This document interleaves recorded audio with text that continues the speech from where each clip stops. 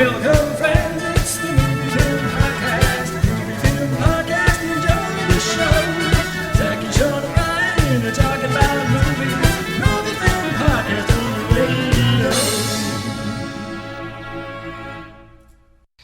Welcome to Movie Film. This is episode 29, brought to you by Mr. Boy Productions. My name is Zaki Hassan, and I'm joined, as always, by my good friend Brian Hall.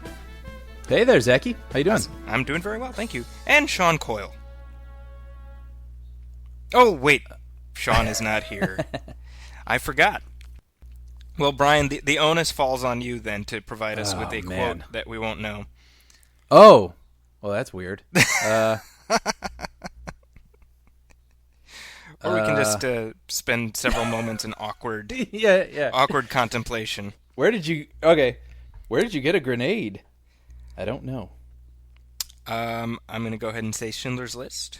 Oh, no, Anchorman. Oh.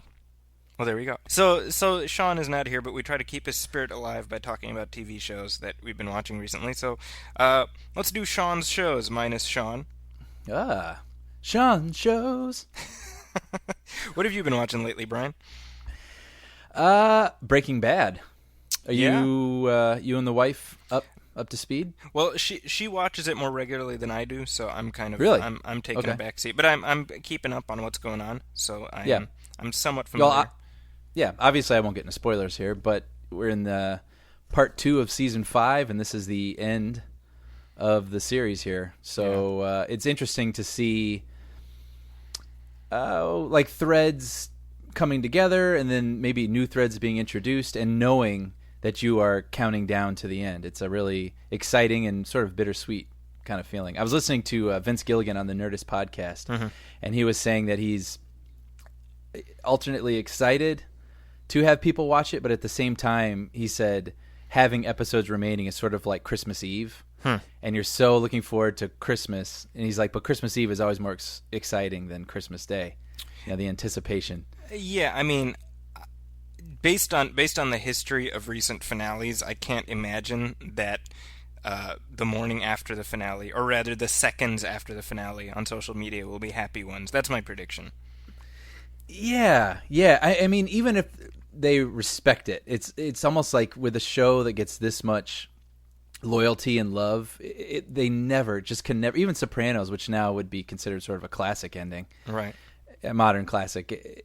People at the time had to think about it and process it. Yeah, I don't know that there can possibly be immediate. Well, let me acceptance. ask you, what is your interpretation of the Sopranos ending? Which and let's be vague, just in case people haven't seen it, but. Well, I'll cop up to not having followed The Sopranos really, because I didn't have HBO at the time, and so that's another series on the list that I have to. But you know the ending to watch at some point. Yeah, I read an interesting interpretation of the ending, where I guess Tony Soprano suffers from panic attacks, or anxiety, or something to that effect, and in that ending, it's all building up towards something that we don't know. Whether it's something or it's nothing at all, but the show is climaxing, and it just shows these mundane things in these heightened ways where the daughter can't park the car correctly, someone's entering the door, are they an ominous person, are they not an ominous person, and it's all this confusion, and then it just cuts to black, and I read one interpretation where they're like, welcome to how Tony feels. Like that's just life for him. And I thought that was sort of interesting. So whether or not anything happens after that, that's a glimpse into how he processes the world. Right. Wow. Is the person coming in through the door a threat? Is he not? Don't know. You know, but he's always on edge about it, and every mundane detail around him heightens his senses, and so I thought that was interesting. Well, there we go. And that's coming from you have not seen the show in its entirety. No, I've seen maybe a handful of episodes, and so it's all bullshit basically from you. Yeah, yes, is what you're saying. But I read that and was like, yes, brilliant. I should watch this show at some point. One show I want to plug, and this isn't really a show per se, but I watched this yesterday, and it really blew me away, and I wanted to throw out a mention of it. Is people send me links to fan films all the time.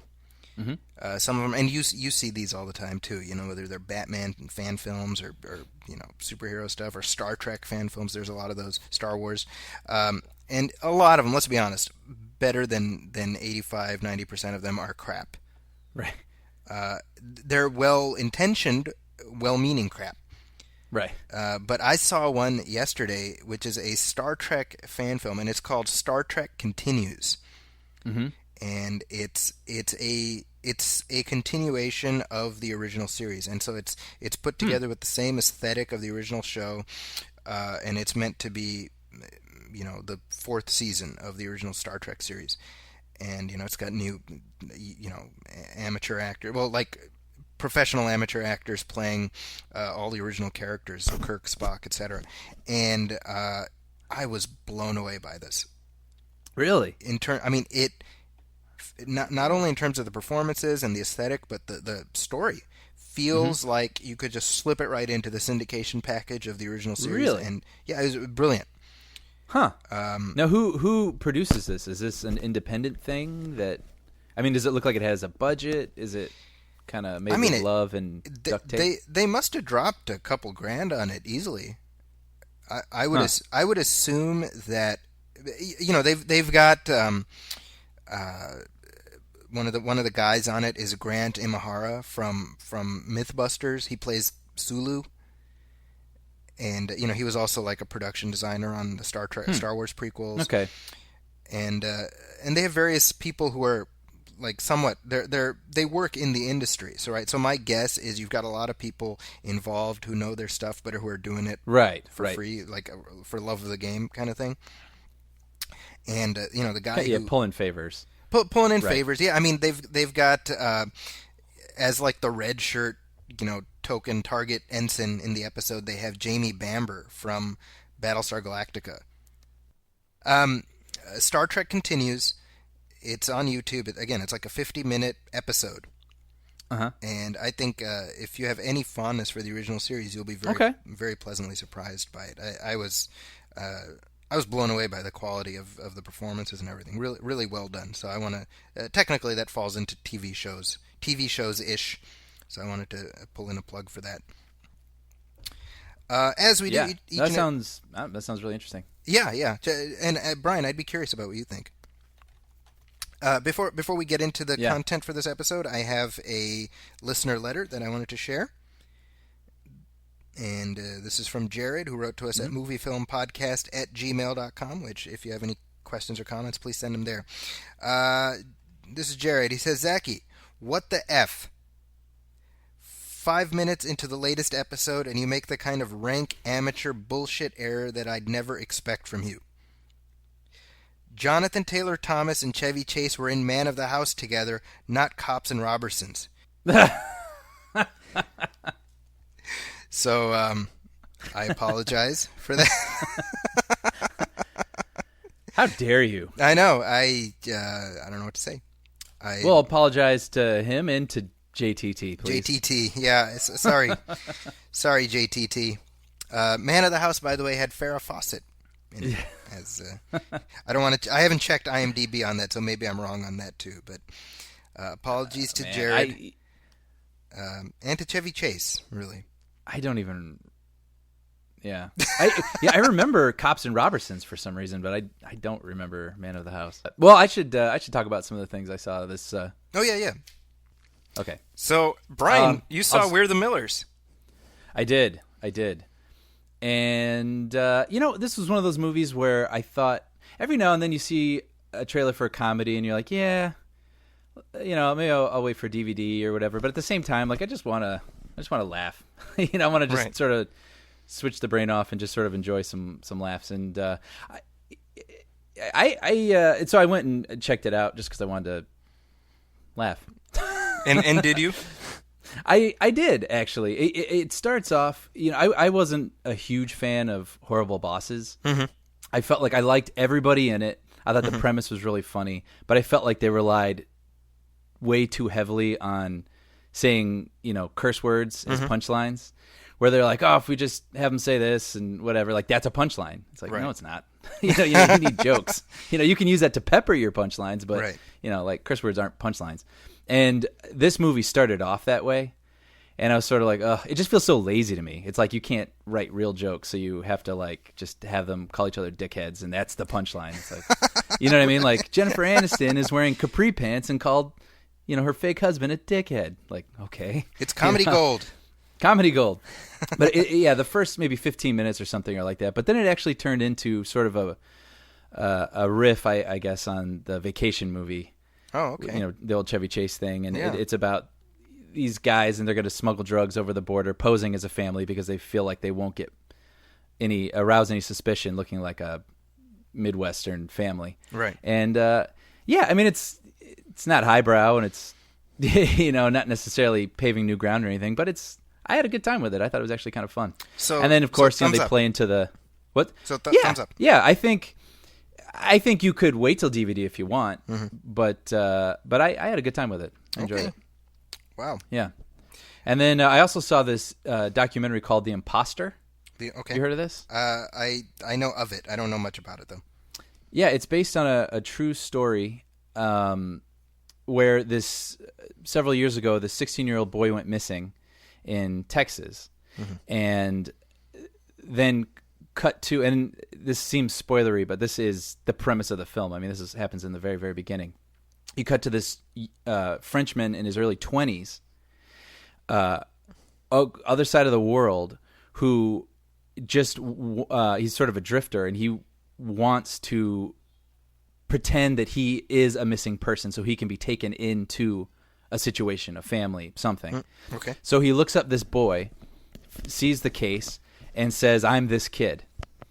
And the thing is he's got dark hair, olive-colored skin, a thick French accent, but he claims, and he's 23 years old or something, and he claims to be this 16-year-old blonde kid from Texas 3 years later. But the bizarre 3 years later, wow. Yeah, and the bizarre part is a member of that family of the missing boy comes over to pick him up and just accepts it, just buys it. And so they bring him over, and he acts kind of weird, always wearing hats, always kind of covering himself up. But he, sure enough, integrates into the school. It says he developed a crush on some girl there, started living this life, and the family let him in. But it starts becoming obvious to other people, like, what? Like, this is not, huh? So that's where the movie takes off. And it's a documentary. It's a documentary, and it's told in a really interesting way where there's a lot of recreations going on. And which is really cool in a cinematic way, but on the other hand, it can almost make you feel there's sort of a manufactured feel to it all at the same time, which in some ways maybe does it a service, but in other ways makes you question what you're looking at. Yeah. And I almost, I started to feel like, okay, I get this story. I don't really feel like I need to go on about 40 minutes in, but it doesn't stop there. I'll say that. And it was a really interesting, bizarre, true story, and it's available on Netflix Instant. So, man, you're getting your mileage out of Netflix. It sounds like. Oh yeah. The Imposter, yeah. From what you describe, it sounds like what happened to Principal Skinner on The Simpsons. Yeah. Armin Tanzarian. And we will never speak of this again under penalty of death. That episode, by the way, I think Matt Groening has actually said that's his least favorite episode of the show ever. I'll buy that. That's like the first leg in the show, just like really kind of it's descent. Not rapid, but gradual descent. Yeah. Well, and I'll say one more. I rewatched, I should say, Toy Story 3 this past week. Oh, okay. And they were airing it on ABC Family, and it was one of those things where you're flipping, and then you start it, and you just end up going the whole way. Yeah. And it was funny because, I guess I won't spoil it, even though it's a couple years old now, but the ending is really heavy of that movie. I mean, there's like some genuine peril going on for these toys, and if I'm not mistaken, that movie's rated G, I think. Yeah. But it is. Yeah. I wondered, because when I think of that movie, I think of that perilous third act for these characters. With the furnace and I wondered and all that. What's that? With the fire and the whole thing. Yeah. I mean, these characters basically think they're going to die, and they accept it. And It's and so I was wondering if I would feel the same feelings watching it again, having all these commercial interruptions, and I did. I started getting choked up again watching this on television, and it made me think about what you said about children's films not being up to snuff these days, and then I started to wonder. I don't know that all children's films have to make me wonder, like ponder death, right? Like this one. But why shouldn't they, Brian? But I do feel like that movie is, it's pretty close to a masterpiece, really. And for being the third film in a series, it has the perfect wrap up for those characters and that world, I think. Did you see by any chance somebody put together this alternate cut where they end the movie with the toys headed into the fire? No. And they just fade to black. And they show and they show like the experiment was that they cut it that way and then they showed it to people. Oh. And they filmed their reactions as they're like confused and don't understand and it's like, what did I just see? Because if you remember, they like kind of close their eyes. Yeah, and hold hands. And... So it just like fades to black and the credits start. Oh man, Can you imagine showing that to kids? And then the lights come up in the theater. All right, kids, let's go. Yeah, exactly. Like afterwards, your kids are like, Daddy, why are we here? Like why are we on this earth? Yeah. What is it all about? Well, I just have to say though, I appreciated after watching Despicable Me, which it's cool if people like it. I didn't really get it. I disagree with that. You're giving people too much credit. It's not cool if people like it. I think they're actually bad people. To me, that was the epitome of you throw it on in the backseat of your car so your kid will stop talking while you have to drive for an hour. Dude, that's Shrek. It's just that's Shrek to me. Visual distraction. Yeah. But, at least Shrek had a bunch of dated jokes in it. But I can get that from Family Guy, damn it. Right. But no, I thought it was interesting that kids movie actually I really feel like it's a movie for adults. Right. And so I appreciate that we have Pixar to make those things for us. Right. But on the other hand, I'm not going to begrudge them if they want to make a sillier film sometimes either, I suppose. Right. Because you can't have every movie be like that. Right. For kids, because you got to make movies for kids. So, I appreciate it when they actually put some thought into them and try to make them a little bit wittier. Right. But I guess what I'm saying, coming back to your conversation, is I think there can be a middle ground. No, I agree with that. I think Pixar generally treads that middle ground pretty well, where kids can enjoy them and adults aren't in agony. I've sat through too many of these crappy kids movies. Seriously, I'm done. There you go. For a while. That's true. And I haven't had to. So. Right. Oh, you shall. Don't you worry. Yeah. It's a coming. One brief thing I wanted to mention is we're talking about some new releases that we saw, and I wanted to make sure I mentioned a film called Short Term 12. Right. That we'll probably play some audio from that from my interview with the filmmakers next time. But it comes out a week after this episode comes out, so I wanted to make sure that people are aware of it. And it stars Brie Larson, and who you might know from 21 Jump Street, and John Gallagher, who stars on the HBO series The Newsroom. And it's about the foster care system in this country. And while like me saying that does not make it sound like a riveting story, it's actually an amazingly gripping character drama. It's very emotionally draining, and I really it's I can't say I've thought about the state of the foster care system in this country, and to see a movie like this really bring it to light in a way that's engaging and dramatic and also depressing, I think is worth calling attention to. And I know Brie Larson is getting a lot of award season buzz, and I think she's very very strong in this film. So definitely worth checking out. And we'll probably be playing some audio from my interview with them in the next episode. But I wanted to call that movie out right now. Yeah, I've been hearing nothing but strong things about it, and additionally from you, it's got me really, really curious. I want to. Does it come out this week? Or I've been looking for places that are playing it. I'm sure it's going to be one of those limited. It comes out on the 30th, I believe.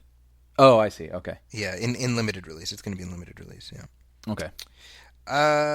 Moving on, we got a lot of headlines to talk about. We have the mother load of headlines for this episode, and we'll sort of build up in order of relevance or importance, I guess. But really? I thought it was kind of a slow week.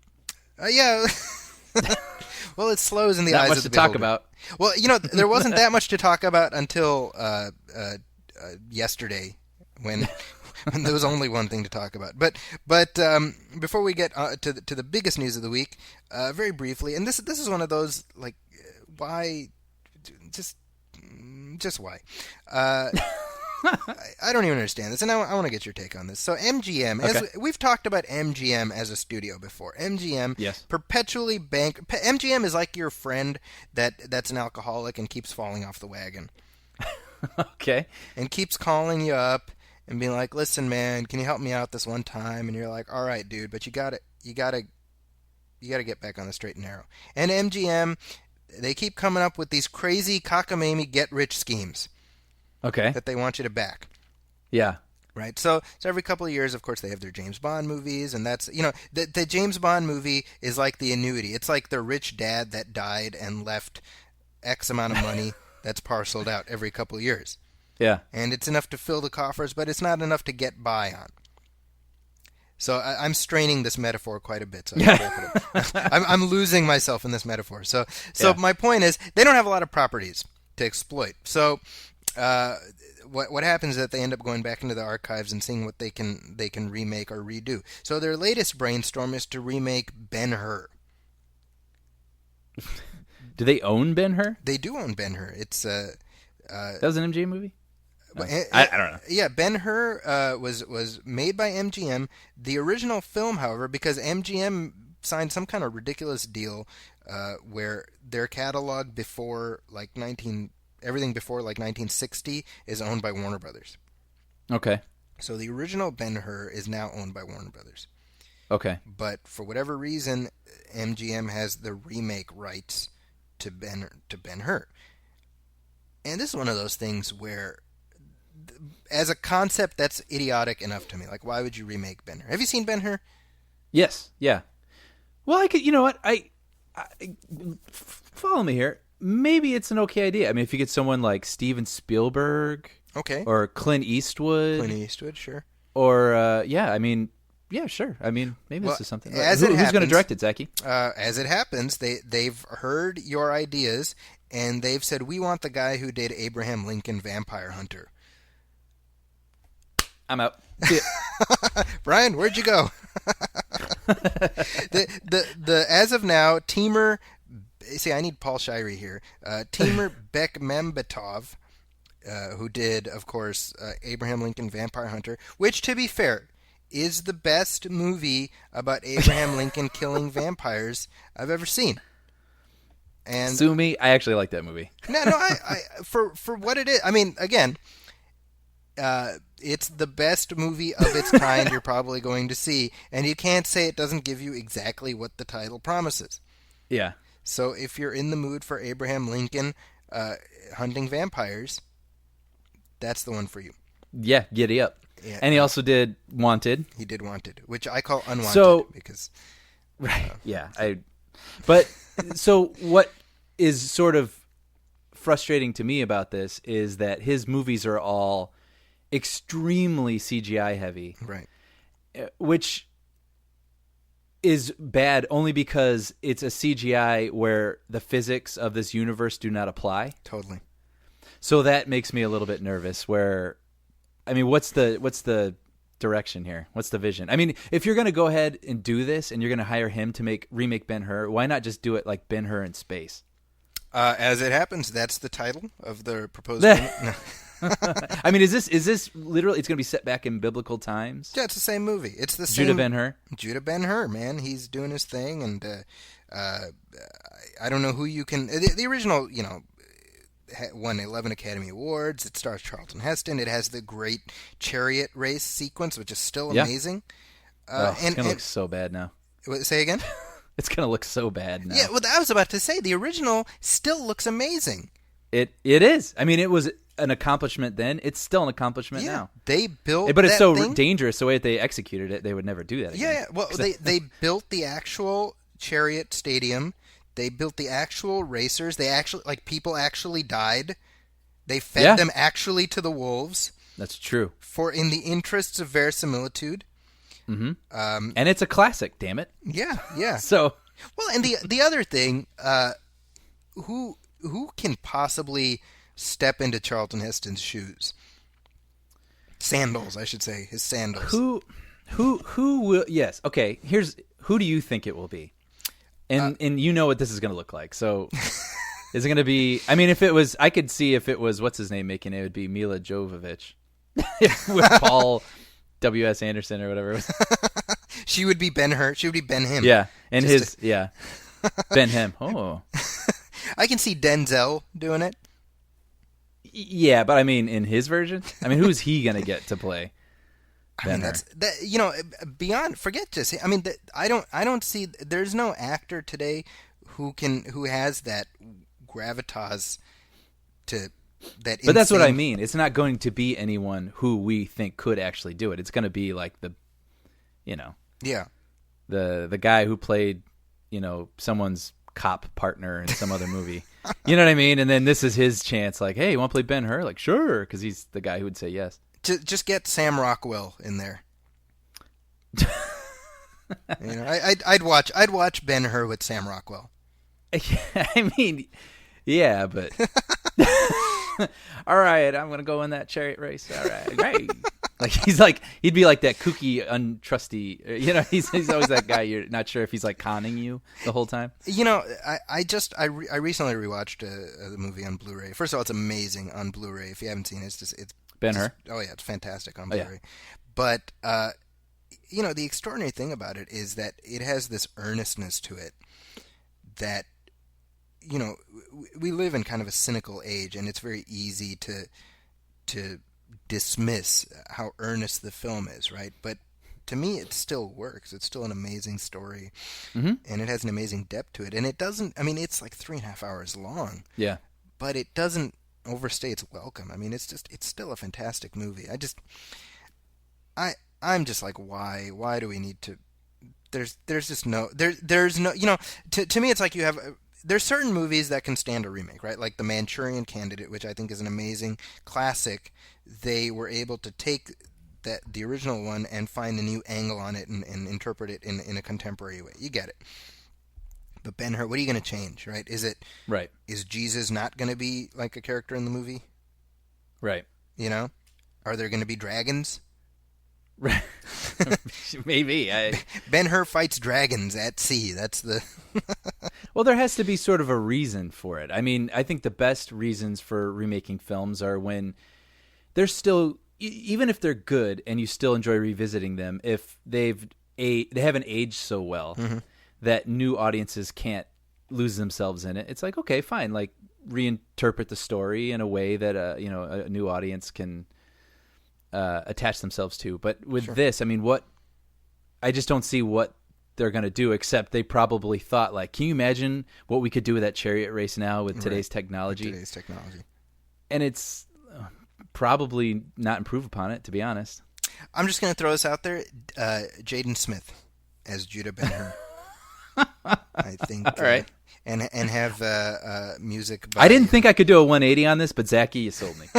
And the theme will be by R. Kelly. All right, sure. I want to see that movie now. I do. In space. Listen to me, MGM. Ben-Hur in space. And you got these two space pods and some sort of... Oh, that already happened. In Phantom Menace. They had their chariot race. Good God. Dear Lord. Now, while we speak of unwanted remakes or questionable remakes, I wanted to get your take on this. There's more? There's more. The hits keep coming. Okay. So Joseph Kosinski, he's a director who we've talked about a couple times on this show. I feel personally that he's a lot of flash and not as much substance. Mm-hmm. But I think he knows how to compose a shot. He did Oblivion, which we talked about a few months ago. He did Tron Legacy, which I think I liked more than you guys. But he's now been signed to direct another big screen version of The Twilight Zone. Mm-hmm. Mm-hmm. So now I'm a big fan of the original Twilight Zone series. You know this because for as long as you've known me, you know, and I've been. I know this because Tyler knows this. Who's Tyler? You know that Fight Club? Oh, I know this because Tyler knows this. I've just embarrassed myself that I missed a Fight I shouldn't Club. just be dropping those things. So I'm okay. Sorry, go on. Yes. So I'm a big fan of the original Twilight Zone, the original black and white TV series that Rod Serling created. They've brought this back like 3 times because they did a movie back in 1984, I believe. They did another TV series, or excuse me, 1983 was the movie, and then they did a TV series in like 85 for 3 seasons, and then they did another TV series like 10 years ago on UPN. So they keep trying to bring back the Twilight Zone, and they keep failing. So, I don't remember that. Yeah, nobody does. It was hosted by Forrest Whitaker. Right. He was the before he became the butler and Idi Amin. He was Twilight Zone. Really? Yeah, it's true. He was like the Rod Serling. You're like the king of this stuff. Like you're all these. Yeah, that's okay. Folks, you can't see, like, Brian and I are talking on camera. Brian kind of trailed off and looked at me with disgust in his eyes. He was like, "You're the you know all the," and then he just kind of shook his head. No. No, I just you have this amazing memory for all these shows that. Well, yeah. Anyway, it's just it's amazing to me. I remember. You know what's funny is that I'll be watching stuff with my wife, and I'll be like, "Hey, it's that guy," and she's like, "Who?" I'm like, "He's that guy. Remember in that one episode of that one show where he was like the waiter? That's the same guy." And she's like, "I would not care in any other circumstance. I still don't. You know, it's incredibly sad." But my point is, so they keep bringing back the Twilight Zone. Twilight Zone is an amazing show. Why can't Hollywood just leave it alone? Why? Because it's a name that even if you have never seen the show, you know what the Twilight Zone is. Right. You know that name. So, I mean, that's all they want right now is brand recognition. Now, why is there a Battleship movie? Well, they're still asking themselves that 3 years later. Yeah. I think Taylor Kitsch is asking himself that. Why? Why is there a Battleship movie? Why was I in that Battleship movie? Why is As there he a skips Battleship stones movie? into a pond. Yeah.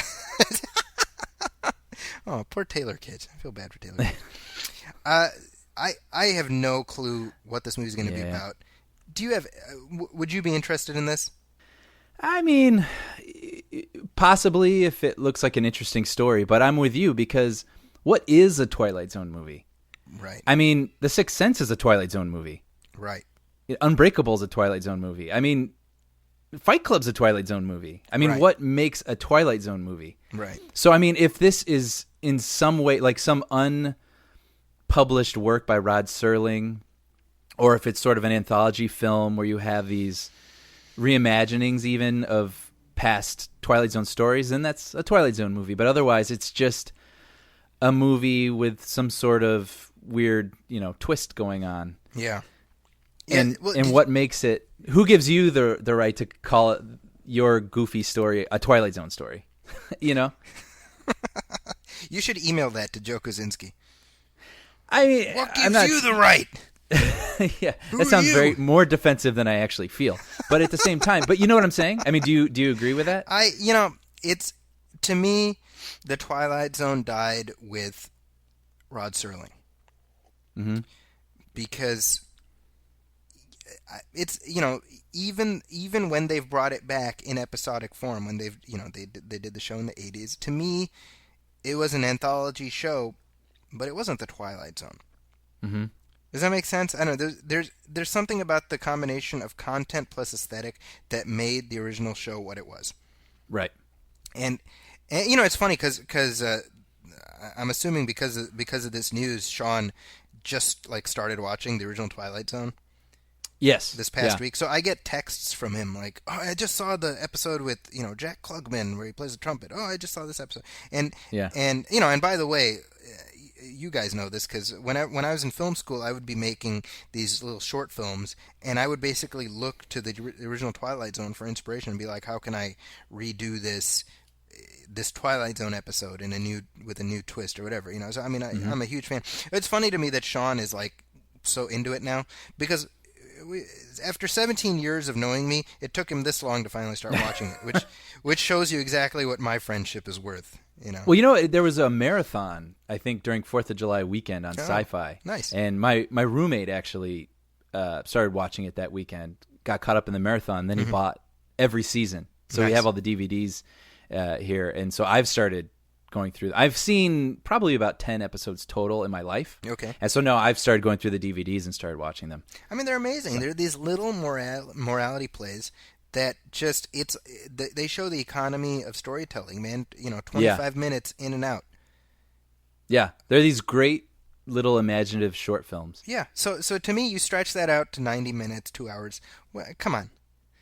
You're gonna have to have character interaction. You're gonna have to have a bunch of extraneous story material that's antithetical to the whole mystique of the Twilight Zone, which is we dip in and then we jump right back out.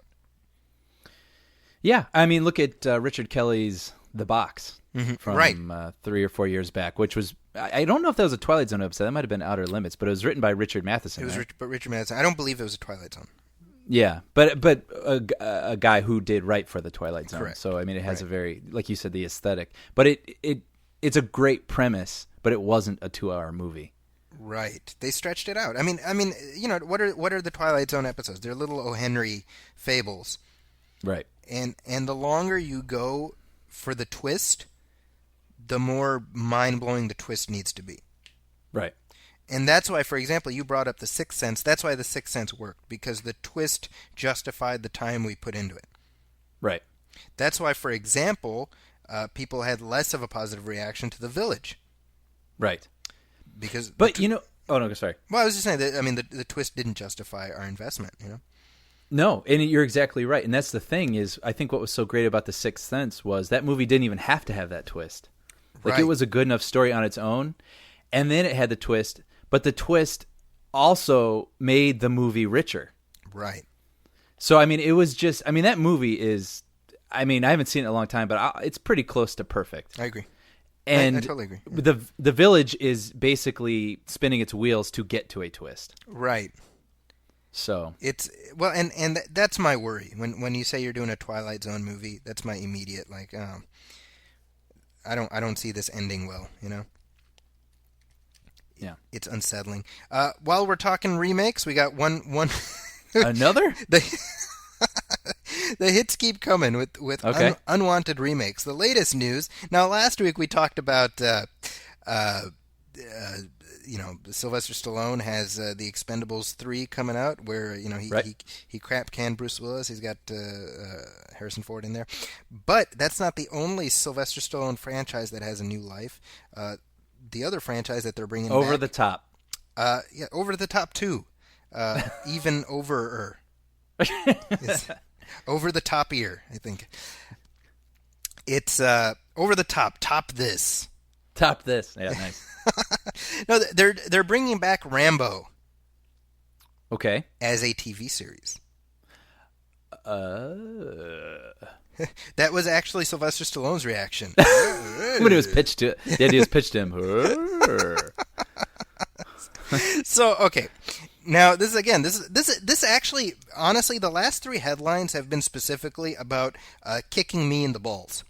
Yes. It's specifically like, how can we piss off Zachy? Ben-Hur, Twilight Zone, Rambo. And now I'm curled up in the corner, cradling my unmentionables as a result of this. Now, the idea here is to bring back Rambo as a TV series. Sylvester Stallone would not be playing Rambo, obviously. Right. Okay. That's an obvious. But here's the problem. Why would you bring back Rambo at all? But certainly in a TV series. Right? I mean, this is insanity to me. Well, this story is based on a book, right? It is based on a book. Rambo? At the end of which Rambo dies, by the way. Oh, that's right. At the end of the book. Well, I was going to ask if it was a series of books. No, if maybe there. Okay, all right. At the end. Well, no, this is important, right? Because the book is, and to clarify, I haven't read the book, but the book is extremely violent, which isn't that surprising. But Rambo is almost the villain of the book. In that he goes on a murderous killing spree. Well, if you've seen First Blood, yes? I'm assuming I forced you to watch First Blood at some point, which is that remains one of my favorite. It's all that damn sheriff's fault. Exactly right. It's Brian Dennehy is the bad guy in life. Actually, in most things, Brian Dennehy is the bad guy. But just look at him in Tommy Boy, right? But in the film, Rambo is only sideways responsible for one death, and it's the guy who dies. It's kind of his own fault. So your sympathy is on his side, and that was a rewrite that Sylvester Stallone instigated, because once they got him on board, in the book he has a psychotic break, Rambo, and he goes on a murderous killing spree where innocent people are dying, and so the only way for that to end is he ends up committing suicide. Obviously. Okay. Wow. Yeah, it's dark, and they actually filmed that. A severe ending. break. Yeah. Well, they filmed that ending for the film, and when they test screened it, people were having fits about it because it didn't fit in the context of the film. So of course, Rambo became this '80s icon and everything else. Now, back in 2008, they put out the last Rambo movie, which you've seen, right? Yeah. Now, to me, that's a perfect way to end the series. It's done. There we go. Yeah. Do you have any interest in revisiting this character? Not personally. Yeah. I mean, what would it really be about? I mean, the film, he's sort of this drifter and gets. Well, he travels the country doing kung fu. I mean, is that what it's going to be? I mean, is that the sort of model that this series is going to follow? Him going from town to town and drawing unwanted attention to himself? I mean, is he going to be, like we were talking about with The Fugitive, I mean, is he going to be going from town to town helping out people? But is he going to be rejected? What would the quest be? What would the quest be? Yeah, and in this day and age, too, in this climate, I mean, if a soldier, a veteran was going from town to town, we're not going to kick him out. You know what I mean? Like... You know what I mean? We'd probably take him in, right? And especially make him a if meal. He's this old guy. Yeah. So, and I doubt he will be old. He'll probably be 22 and. Okay, so now this is interesting. Played by another Hemsworth. Oh my goodness, Billy Hemsworth, the unknown brother. No, but okay, can you decouple Rambo from Vietnam? I'm sure they're going to. Oh my goodness! I'm getting. I mean, to us, of course, we can't see that, but yeah. What network is this going to be on? Is this going to be like a CW show? As of now, it's just in the pitch. After Gilmore Girls. Oh my goodness! Well, Gilmore Girls is not on anymore, Brian. Well, I don't know. That shows what I know about CW. Yeah, you're stuck in like the 2004 TV season. In every aspect of my life, Zachy. 2004 WB. That's you. 2005 is going to be so great. Fingers crossed. Yeah. For me, Rambo is such like it's so linked to that era. I don't even understand this, and it's linked to the actor. To me, having somebody else play Rambo is like having somebody else play Rocky, or Ben-Hur, or touche. So get Sam Rockwell to be Rambo. I could see that more than I could see him playing Ben-Hur. I think the notion that you would recast Rambo is the height. Like, that's absolute insanity. I don't even understand it. And like I said, talking to you is actually making me more angry because Not because I'm talking to you, but because as I'm parsing this, But the rights holders who are I'm looking at it here. They're Avi Lerner and Entertainment One. They're the rights holders. They want Stallone involved in some capacity. Not starring, obviously, but I don't know what he would do. Would it be about Rambo Jr.? No, but Jim just Rambo? so it looks legit, I'm sure. Yeah. It would be like the Beverly Hills Cop pilot that didn't air. Oh. Yeah, well, maybe. Rambo's son. Yeah. I always joke about this, but Rambo was so big in the 80s. Yeah. You had the action figures, you had the cartoon show. I mean, this is a film about a Vietnam vet who has a psychotic break, and they turn it into a franchise for kids. Yeah. Toys and lunch boxes and pencil cases. It's just bananas. I mean, what were they thinking? Yeah. Makes no sense. I had that. I had the yeah. No, I had the I don't know what you'd call it, dress kit, where it had like the little thing he wears around his neck, the pendant, and then the like a rubber knife. The machete, Rambo machete. Yeah, I had the action figures. I had Firepower Rambo, who came with the rocket launcher, and the standard Rambo. I remember this, man. I can rattle off to you. He came with like T-knives and an Uzi and an M60 and a rocket launcher and the machete. Wow. I mean, that's bananas. Wow, good times. I miss those days. Yeah. I miss the days when you would just buy your kids that and send them off to play. Like as a kid, I was 6 or 7 and I knew an M60 and an Uzi. I know. And then your mom would just be like, "All right, Zach, you have fun. Rescue those POWs." Yeah. Don't let the bureaucrats catch you, or abandon you, Yeah. And you're like, "Yeah, but they will, Ma." They always do. But I'll show them. Oh my goodness! And by the way, the third Rambo movie is kind of like hilarious now because it's set in Afghanistan, where he helps the Taliban, the future Taliban, against the Russians. Right? And it's hilarious to watch that movie. Actually, like there's a documentary on the DVD that like talks about the history of Afghanistan, and it's almost like they put that on there as an apology. Yeah. Like seriously, historically, we were totally in the right, and that's like because the log line is Rambo and the Taliban fight together. Yeah. It's like the documentary, as I think it's called. Thanks, Rambo. Yeah. The documentary is called Our Apologies. We're so sorry. The making of Rambo 3. Moving on. Okay, so we're talking about controversial recasting potentially. Now, earlier this week, there was a lot of controversy.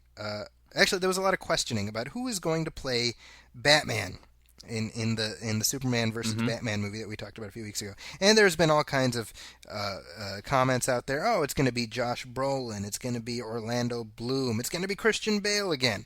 And it turns out it's none of the above. It's going to be Ben Affleck. Ben Affleck. So I found out about this pretty much the instant it happened, and I posted it on my Twitter and my Facebook feed, and I just said, countdown to the internet exploding in 3, 2... And explode it did. So, okay. So here's what we know about this. What's moving on so far is that Ben Affleck will be playing Bruce Wayne / Batman in the Superman, the Man of Steel sequel, and the deal also includes whatever however many other movies. I would assume 2 or 3 more. So, it'll definitely include Justice League. It'll probably include a solo movie here or there. First of all, Brian, what are your thoughts on this casting? Well, I mean, I think this was announced Thursday evening, and then Friday was just nothing but reactions and memes and Facebook posts and articles. Right. And so, in a way, it's sort of like, I don't want to sound like a hater, Right. I don't want to join the chorus of haters. But I'll say I'm a little nervous about it. For me, I think the best way to explain it is this, and I hope people can follow me here. I find Ben Affleck a lot like Leonardo DiCaprio. Okay. And a lot of people think DiCaprio is the best actor of our generation. I like DiCaprio a lot. If he's in a movie, I'll see it because he picks good movies. I think he does well enough in them, but at the same time, I feel he's kind of limited. Okay. I feel he's all just DiCaprio, and when he's goes into intense mode, he just grimaces a lot and kind of furrows his brow and yells. But he's still DiCaprio, just with furrowed brow. Again, I like DiCaprio, so I think the same goes for Ben Affleck. I like Ben Affleck. If he's in a movie, that's fine, but I don't feel like he becomes anybody else. Okay. I think he always remains Ben Affleck, and I think a lot of people are trying. They're being clever and they're saying he'll never make it. He's going to ruin Batman. Blah blah blah blah blah. You know what? That was about Heath Ledger in 2007. Suckers. And I'm like, okay, well, first of all, that was a risky casting decision back then, but Heath Ledger is a good actor. Okay. So, I mean, he's... So by extension, Ben Affleck is not a good actor? I don't think he's as strong an actor as Heath Ledger. I think, Heath Ledger was kind of this Australian skater guy. Okay. But then, he does Brokeback Mountain, and he's a really convincing sort of cowboy. Gay cowboy. He's got this weird sort of drawl, and he became someone else. Okay. And so, I mean, he's got chops. And I think Ben Affleck, again, as much as I like Ben Affleck, he does not disappear. When he was in Argo, he basically just had a flop of hair over his eyes and mumbled a lot. Right. And just like, hey, all right, well, why don't we just get him a bunch of bicycles and Gatorade and take him to the border? I mean, he was just Ben Affleck being, grimacy. So it's like I can already picture the end of this movie where Batman's been beaten up and he's just like, your problem is Joker. With like his he puts his bottom, he kind of slacks his bottom jaw a little bit, like when he's doing tired Ben Affleck. You know what I mean? Like I can already, you know what I'm saying? Like I can already see the performance. Like I don't know that we're gonna really be surprised by anything, but I think the people that thought he was good in Argo are gonna be like, yeah, see, he did it, and or the town for that matter. What's that? Or the town, yeah. Which again, I mean, he's fine in the town, but again, it's it's Ben Affleck. So I mean, am I going to buy him as Bruce Wayne? Like who knows? I hope so. Yeah. But at the same time, I think I can already see it in my mind. And the people who are already defending him are going to defend it, and the people who already hate it are going to hate it. And I'm going to be somewhere in the middle where I'm like, I like Ben Affleck. Mm-hmm. So that's how I see this going down. But hey, I'd love to be completely surprised. So anyway, that's my long-winded response to that. I'd love to hear your response. I think you know what, Brian. I think you summed up what I think a lot of people are probably feeling. Right. The great thing about the great thing about the internet is that it makes it very easy to seem like the reasonable person because people on the internet make overreacting such a right. It's an extreme yes or an extreme no. Yeah. There's no middle ground for some reason. So there's a petition. This is true on Change.org, which is the organization that's Barack Obama's like the White House. There's a petition that has 10,000 plus signatures in one day that Warner Brothers remove Ben Affleck. Yeah. Which to me, it's like, well, I'm glad that we're focusing on important matters, Yeah. So I actually don't disagree with you. I think it reminds me of when they cast George Clooney. Yeah, I thought the exact same thing. Yeah. And the thing is, but here's where I'm slightly when I think about George Clooney, I'm like, you know what? He wasn't great in that movie, but in a different movie with a different director, he probably would have been okay. Right. So, is the same thing possible with Affleck? And the thing is we don't know. We've talked about Nolan's universe is standalone. Right.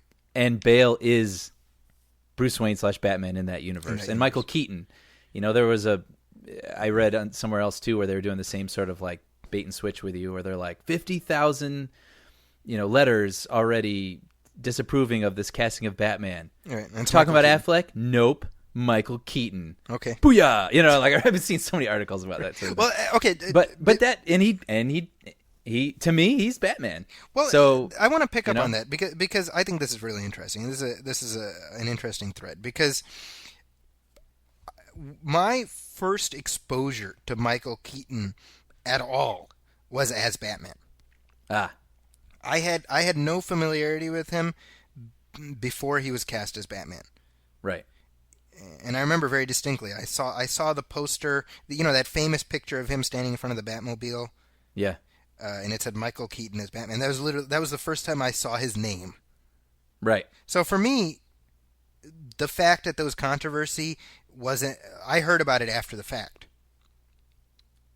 That people were losing their mind. Now, I just watched Gung Ho like 3 days ago. Right. And I'm watching that, and he's hilarious in it. Michael Keaton is hilarious in it. And I'm watching that, and I'm like, I totally get why people based on this kind of movie would be losing their mind. Right. I totally get it, right? Because think about it. If you're like a Batman nerd, then you're still sort of recovering from people thinking of Adam West as Batman. Right. Right. And then here we cast another comedian, and it's the guy who made Pee-wee's Big Adventure. Mm-hmm. Yeah. What is this going to be, right? So that movie came out and totally reset the compass. I mean, I was before we recorded. I was watching Batman Returns, and I was just watching Michael Keaton's performance in it, and just appreciating it. Yeah. And I mean, he's just so good being that character. So I that's the part of me that's like, well, everyone underestimated Michael Keaton, and now pretty much to the one people say of those original movies, Keaton was by far the best Batman. Right. Certainly the best Bruce Wayne. He definitely had the best Batman voice of all of them, as far as I'm concerned. Way the hell better than Christian Bale's marble mouth Batman. Yeah. I think the difference, though, is that Ben Affleck is very stubbornly Ben Affleck. Yeah. Like you were saying. Plus, he has that enormous head. And the short arms, which is problematic. But I agree with you. I mean, to me, it's like, you know what it's like? It's like, is Ben Affleck a good actor? Yes, I think he is a good actor. And he's improved as an actor. Sure. And in that sense, I'm more sanguine about this now than I would have been 10 years ago.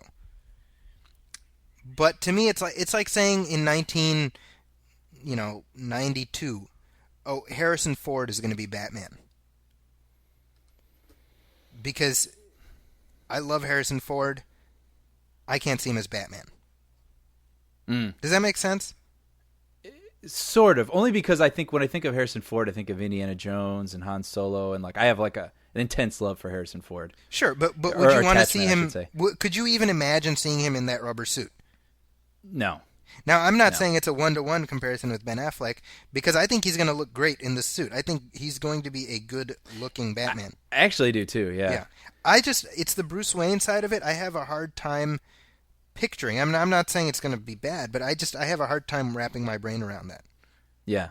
But, going back sort of to what we were saying earlier, I mean, Bale is Nolan's Batman. Yeah. Keaton is Tim Burton's Batman. So I'm willing, because I remember you and Sean saying that you felt like Nolan just like destroyed Batman from the bottom up. No, with the way that he ended Dark Knight Rises.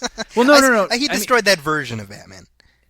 Yeah, well, but for me, if it didn't keep in step with things that had come before, I didn't mind, because that was his story. Right. And that was his interpretation of Batman. And so it's how he wanted to end it. That's how he ended it. Right. Okay. But I feel like, okay, so we're stepping into, he's not going to be doing an imitation of Nolan. Right. This is going to be another interpretation of Batman. So in that way, I mean, if you craft it around Ben Affleck, in a way, all right. I mean, I'm definitely gonna be open minded about this. Like, Well, I mean, Brian, they've already got your money. Oh yeah, yeah. And even no matter how bad people are complaining, they got all our money. Yeah. Yeah. Well, in that sense, if you're Ben Affleck, this is kind of it's actually. I was parsing this because, as you know, we knew we were going to be talking about this on the show. So I was kind of like looking at the pluses and minuses. If you're Ben Affleck, career-wise, big picture, is this a smart choice or a bad choice? And I still don't know. I'm trying to figure this out because obviously, and I was just reading about this, Warner Brothers has been after him for several months now. Even before the announcement, this was already in the works. And my understanding is the casting was basically set when the announcement of the movie happened a few weeks ago.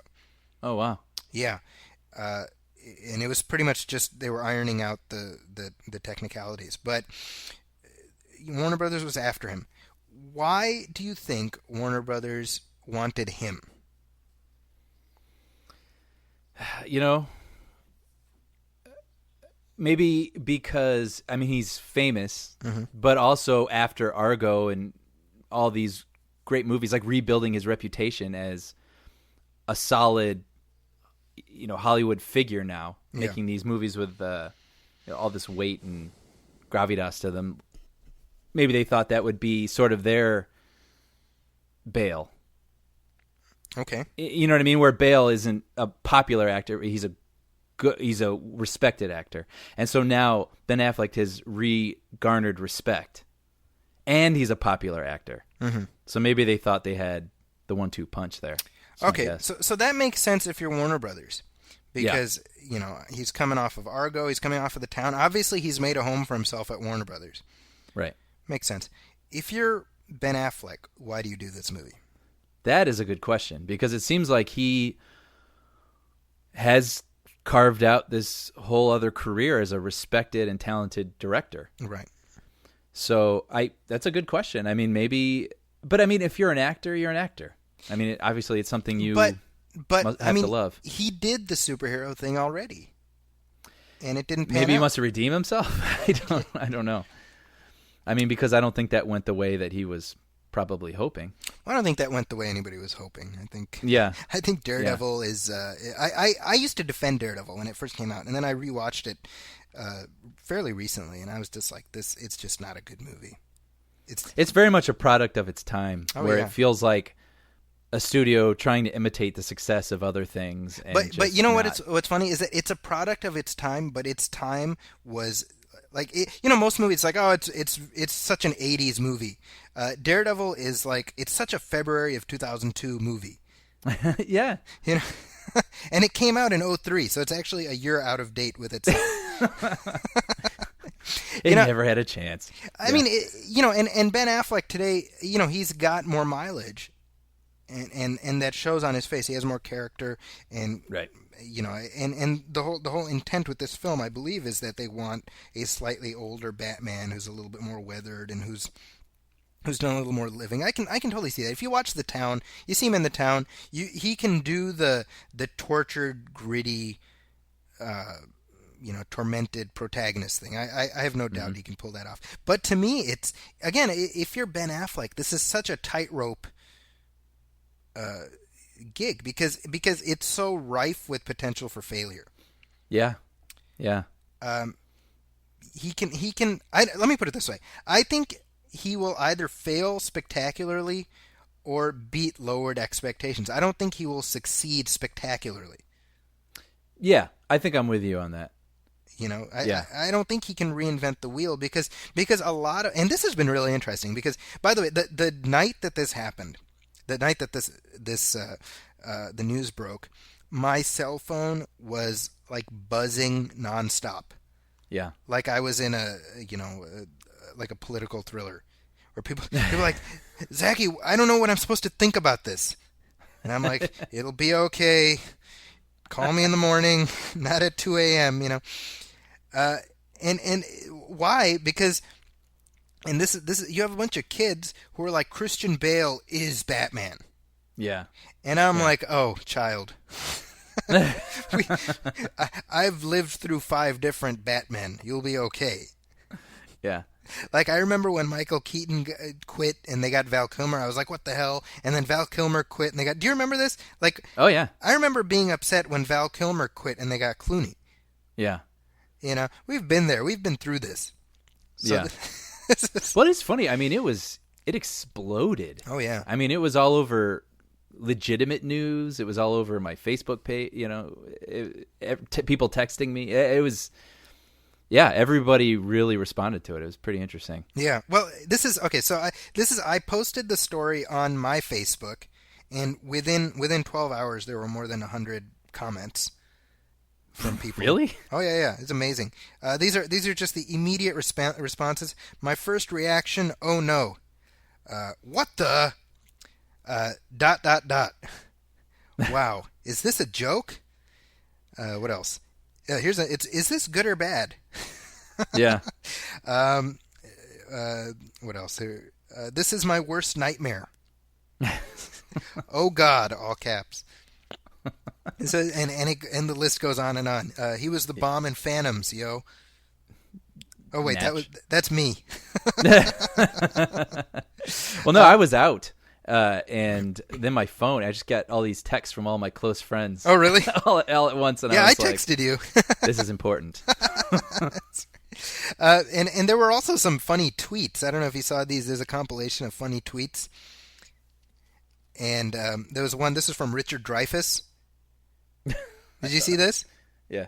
He says, you read for a part, you feel good about it, you feel confident, then they cast Ben Affleck. That's funny. That's pretty funny. And I like this one. Listen, Ben Affleck probably not thrilled with all of your choices either. Yeah, that's funny. So there's some funny reactions out there. I don't know. I think that it's gonna take seeing the first still of him in the suit to calm some people down. Yeah. Yeah. I just had this quote on hand. This is from Joss Whedon. Did you see this? Oh, yeah. Go ahead. He says, Affleck will crush it. Ben provides an interesting counterbalance to Henry's Superman. He has the acting chops to create a layered portrayal of a man who is older and wiser than Clark Kent and bears the scars of a seasoned crime fighter, but retain the charm that the world sees in billionaire Bruce Wayne. I was like, actually, when I read that, I was like, yeah. You know what I mean? Like, again, I think that actually reading that helped me to realize that, again, we're in a different universe now. Yeah. Of Batman. I haven't seen this Gotham City yet. So, right. Let's do it. It's a different Bruce Wayne. Yeah, it's a different Bruce Wayne. It's going to have a whole different tone. Well, and I liked Kevin Smith's reaction. He says, "Holy shit, Ben Affleck is the new Batman. Do you know what this means? It means that I've seen Batman naked." So, I actually, and this is just because I had asked people to give their general take on what they think of Affleck as Batman, and I got some really interesting responses that I thought I'd share here. Mm-hmm. This is from Caroline. She says, "I like him as an actor, and if he does his research on the character right, he might just get it." Right. Which he's a big comic book fan, so I would expect that he'll read a few comics. This is from Mike. He says, "I'm fine with it. Of course he can handle being Bruce Wayne, and anyone can growl in the suit." To which I say, please don't growl in the suit. No more growling. Yeah. Yeah, he's going to have to... People will be ready to hear his Batman voice after such a big deal's been made. About the Batman voice? About Bales. Yeah. Everyone's expecting, like, the Boston accent. I know. "I'm going to get you, Joker. I'm going to get my bat car, Joker." This is from Omar. This is my brother-in-law, Omar. He says, "Exciting pick. It did the job of hyping up the movie even more, and the Affleck haters will still be in line opening weekend," which I agree. "The real questions are, how many films did he sign for? Will he be in only Superman and Justice League movies, or will there be new standalone Batman films, or will WB launch a Batman Beyond series instead? Was this all a grand scheme?" I feel like we should read this like the narration at the end of the Batman episodes. Yeah. Was this all Will this all be a scheme? grand scheme? To get him to direct Justice League? Either way, I'm on board throughout. Now Omar raises some good points. The obviously you don't sign in this day and age. If you're a studio, you don't sign the actor for just one movie. Right. So he's, I would assume, on board for at least 3, possibly 5 or 6 movies. How much money do you think he's getting paid? Oh man. Yeah. I mean, the rumor was that they offered Christian Bale $50 million to return. No, I think that's a bullshit rumor. Yeah? I don't think that's true, and I'll tell you why. Because you don't need Christian Bale as Batman is not Robert Downey as Iron Man, right? It makes no sense because Warner Brothers has a proven track record of just shoving somebody else into the rubber, and they make their money. Yeah, which makes you wonder about the villains. Right. I mean, how far are they going to go with these villains? Because in Man of Steel, Zod was sort of a quote unquote real world interpretation. Right. Pretty grounded. Yeah. So, I mean, are they going to, with Joker, are they going to have the Penguin? And in what interpretation of that? And here's interesting. Okay. So here's my guess. And this, by the way, circles back around to why I think, in a way, this is a very smart decision on Affleck's part to do the movie in this way. Because he gets to be Batman. Mm-hmm. But he's not the burden. He gets to share the burden for this movie. So in other words, it's him and Cavill, and he's joining the ensemble. Right. Because this is the sequel to Man of Steel that has Batman in it. Right. So in theory, if it doesn't do well, which I can't imagine it won't, nobody's going to be like, "Oh, Affleck ruined it." Right. Because he's kind of showing up at, this is the equivalent of a backdoor pilot in a TV series. Mm-hmm. Where you have a character show up, and if he does well, you give him his own spin-off. Right. He's like the Laverne and Shirley of the Man. He's Lenny and Squiggy. He's Lenny and Squiggy, right? So that helps in that sense. But I would expect that he's signed on for with the goal being to move towards the Justice League movie. And would he direct the Justice League movie? Because we've talked about this before. About him possibly directing it. Mm-hmm. Even as we're talking right now, I'm like warming to the idea more and more. It's funny that you say that because I'm literally like, all right, I can see it. Yeah. We're convincing each other. See, I know. Now, so that's the question: Would you can see him as a sequel? Can you see him as Batman in his own series? I guess so. Yeah. And like you were saying, I mean, this film is going to be it's going to warm us up to it. Yeah, and presumably it'll warm audiences up to it. Yeah. Interesting stuff. I don't know. Real quickly, this is a comment that I think sums up what a lot of people are feeling. And this is from Zubair. He says, immediate disappointment, preemptive hating, and then slow realization that this could be very promising, and based on casts of Batman in the past, it can only increase at a positive incline.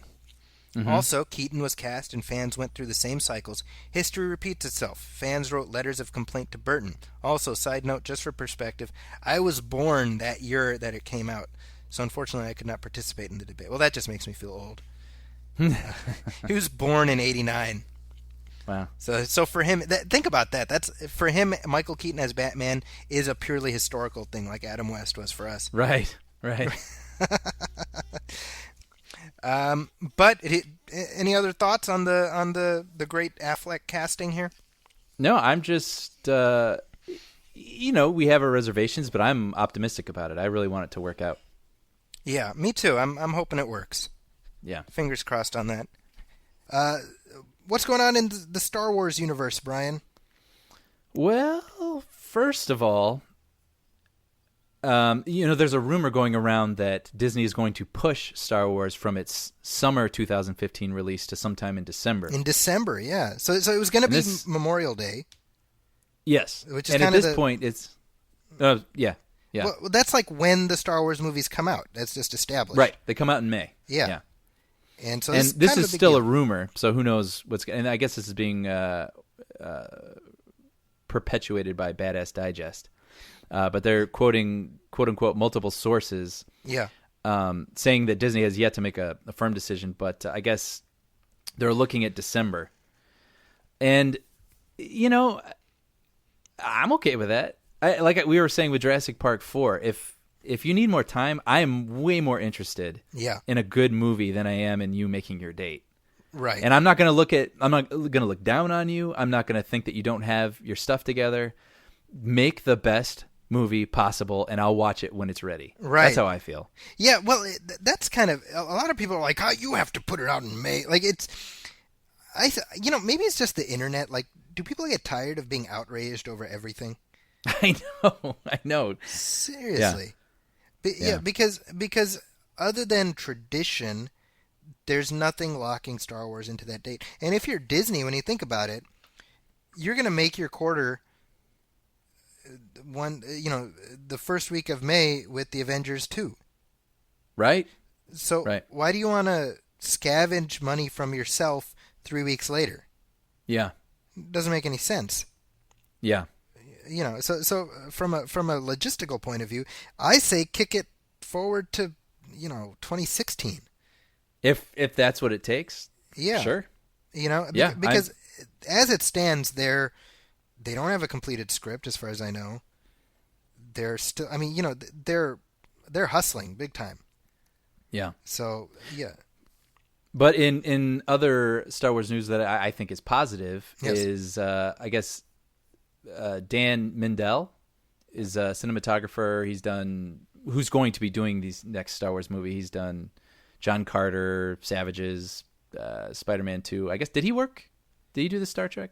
Yeah, he did the Star Trek films with J.J. Abrams. Yeah. And Mission Impossible 3. And he said that they're going to be shooting on 35 millimeter film. Yeah. Which is awesome. Just awesome. I mean, I think a huge part with the prequels, subconsciously, why people don't.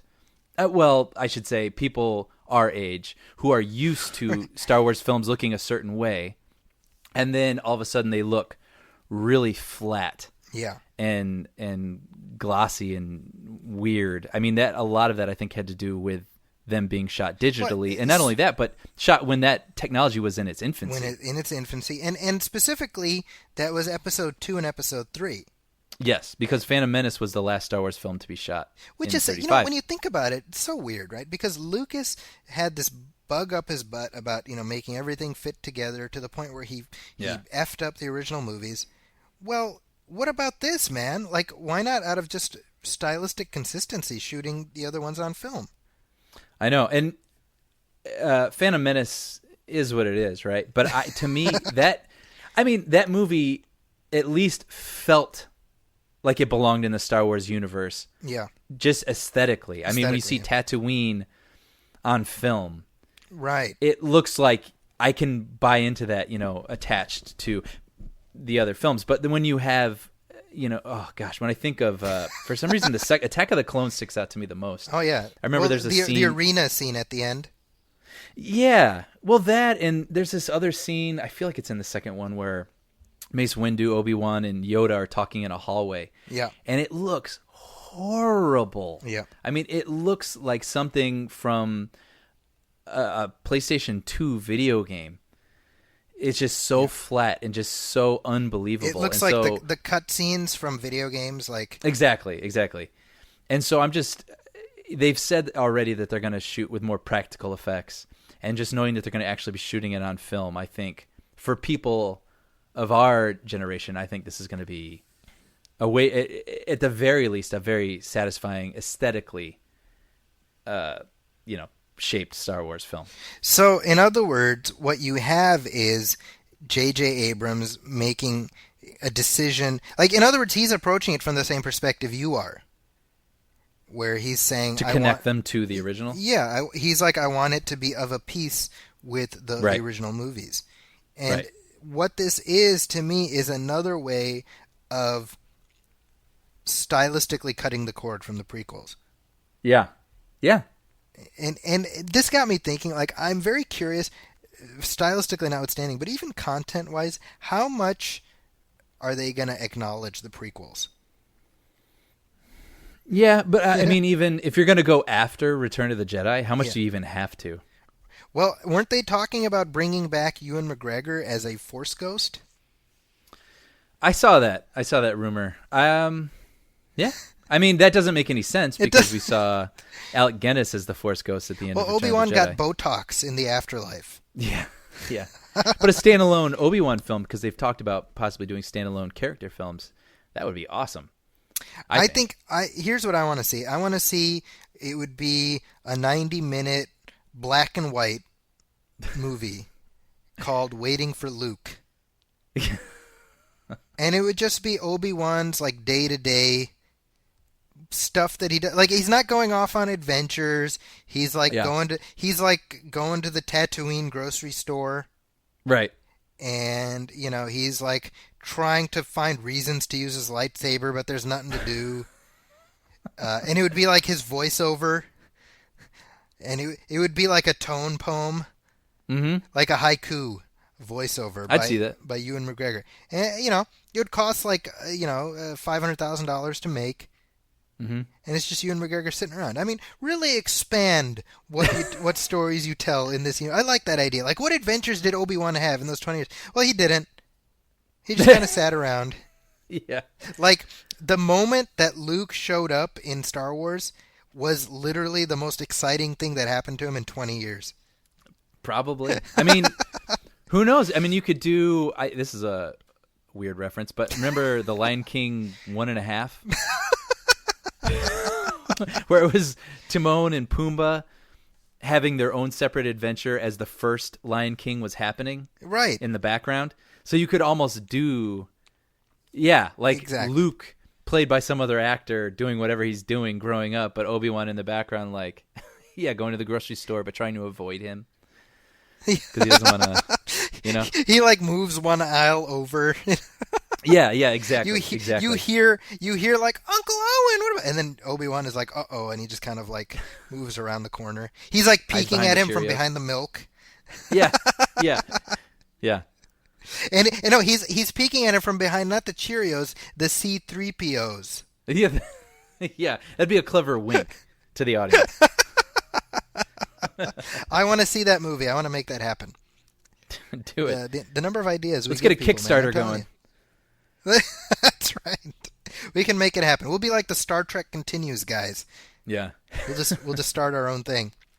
Moving on, we do have a new release out this week, which is The World's End. Did you get a chance to see that? I did.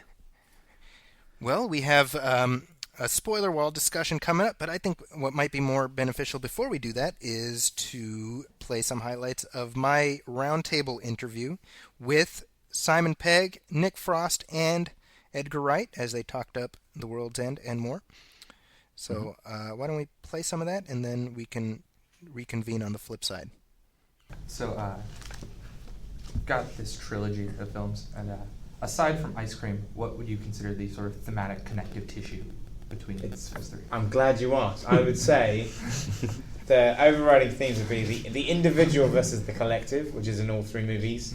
The dangers of perpetual adolescence, in like Shaun of the Dead, Shaun has to grow up, to kind of be like the hero. In Hot Fuzz, if anything, Nicholas Angel has to dumb down to be the badass. And in this movie, when Gary King decides to kind of like turn back the clock with kind of the magic time machine known as alcohol, things go very badly wrong. So, the moral of this film is actually said aloud by Rosamund Pike. She says, you've got to go forwards and not backwards. So I guess that's something that links all of them, is that thing about like they're three films about growing up, The loss of identity and and friendship. Maybe friendship between men, and how they must change and right, man, and right guys. Different stages of friendship that men go through or not go through. When it comes to creating a comedy where it's horror and comedy, I feel like there's a very thin line, and it could very easily become a self-parody. And I feel like with both this and with Shaun, the effectiveness is that the stakes are real, but we laugh with the characters when the situation is humorous. How do you find that line? It's tricky because you've got to sort of. I remember when we made Shaun of the Dead, like the scene after the mum has died.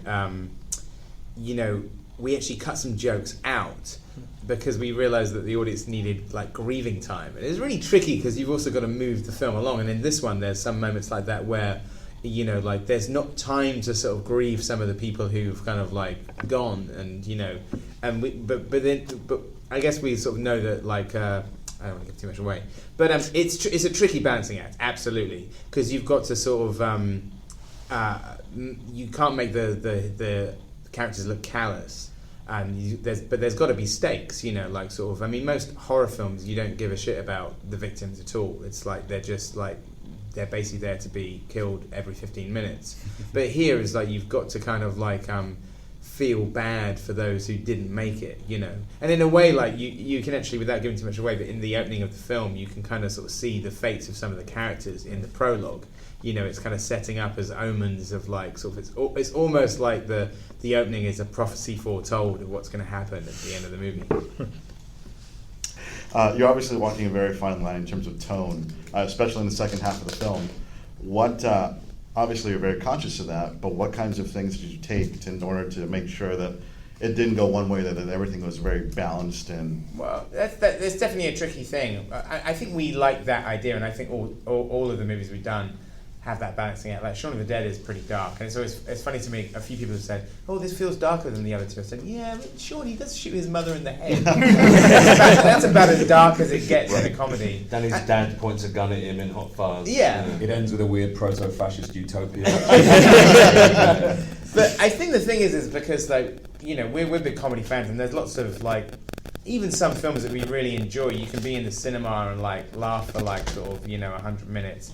And have kind of forgotten the film by the time you've got to the parking lot. And we like to make films that they hopefully do have laughs and do have thrills, but they have some other nagging themes that might kind of echo around in your head like a couple of days later. That's our aim in a way, is to kind of have some deeper kind of meaning there as well. And we've always been at pains to embrace and defend the idea of a slow burn, so that you take time to, you don't just get in there and desperately try and be funny straight away, or play all your cards straight away to try and fool the audience into thinking it's hilarious. There's value in building characters and story, and then when you do start taking left turns or making dramatic choices, there's a lot. People have got a lot invested in it, and it's a lot more effective, I think. You can get away with more as well. Yeah. If you invest. Well, okay, so you guys have done horror, action. Why did you decide on science fiction as a third one? And did it also connect sort of closely to what Mike said earlier about themes? Because there seemed to be the theme not just of the individual versus the collective, but an anti-technological theme that ran through the film, which surprised me. More anti-corporate than technological, yeah. Yeah, you've got like a character like one of the sort of the twist of the tale is you've got this character who likes to see himself as a rebel, but like to everybody else he's pathetic. He's the guy that didn't grow up, and it's like you can't be like the teenager flipping the bird to the man like in your 40s. But then when it gets towards the end, it's like you've got to be on his side because you don't want to be with the aliens. You've got to be a human at the end of the day. So that's one of the sort of the overarching themes of it. And I think in terms of just like the sci-fi thing, it's not like we kind of pick a genre out of a hat when we're writing. It was something that just like felt like a way of expressing an emotion. We'd felt that bittersweet emotion of going back to your hometown and like it changing around you. I don't know if were you in the Q&A last night? No, I saw it a couple weeks ago. Yeah. But like there was something in Hot Fuzz that like really stuck in my head that informed this film, is that Hot Fuzz was shot in my hometown, and Sanford in Hot Fuzz is supposed to be really beautiful and parochial, and that's what I'd imagined as this is the town that I grew up.